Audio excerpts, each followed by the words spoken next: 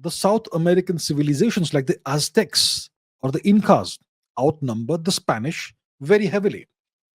How did these flourishing civilizations fall to the Spanish conquest like a stack of cards, like a pack of cards? What happened is the question.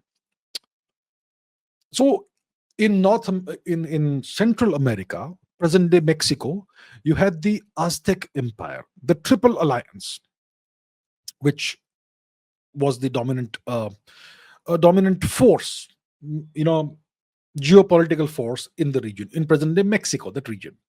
And in south, on the west coast of South America, you had the Inca Empire.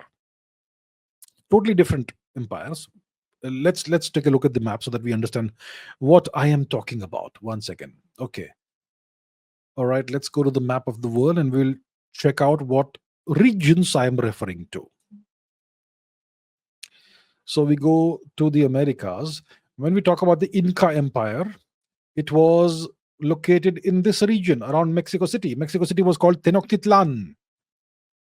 All right. Mexico City was called Tenochtitlan, and that was the capital of the Triple Alliance, the Aztec Empire.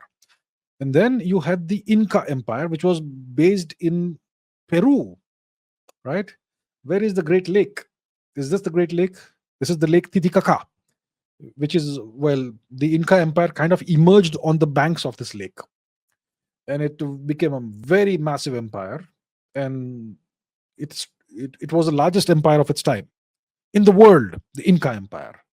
It was established by the great king Pachacuti. So now what happened? So you have these great civilizations and empires, not merely empire, but also civilization, right? Ancient cultures. And they were very populous, the Aztecs as well as the Incas. So what happened? How did a bunch of ragtag Spaniards, barbarians take over? So the Aztec Empire fell to Hernan Cortes in the year 1520, 21 or something. And the Inca Empire fell to another barbarian called Francesco Pizarro in the 1530s. 1530s all the way to 1570s. It's a long process, but you can say 1530s. That's when the Inca Empire fell. So the whole process begins with this misguided person called Christopher Columbus, who was looking for India, who stumbled into the Americas, and he claimed that he has discovered India. Then the Spanish very rapidly understood that it is not India that he has discovered, it is a new land, and they proceeded to brutally colonize it. The French also tried, and that's a long story. Okay, the French attempted to do that. They were massacred by the Spaniards. Whatever the place is called. But you had multiple expeditions by the Spanish to more and more colonize the Americas.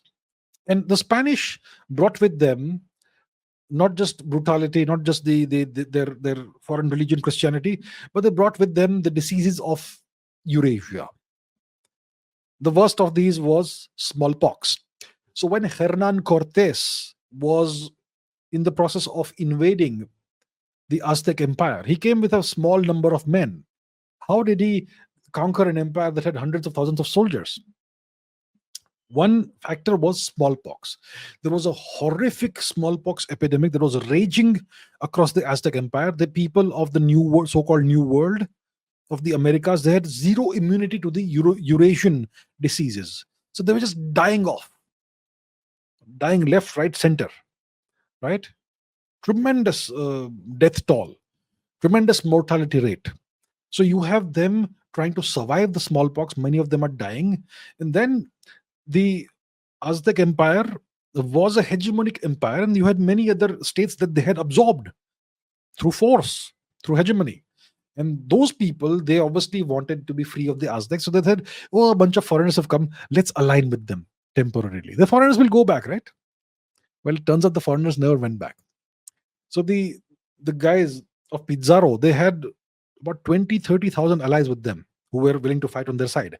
And that's why there was a massive battle.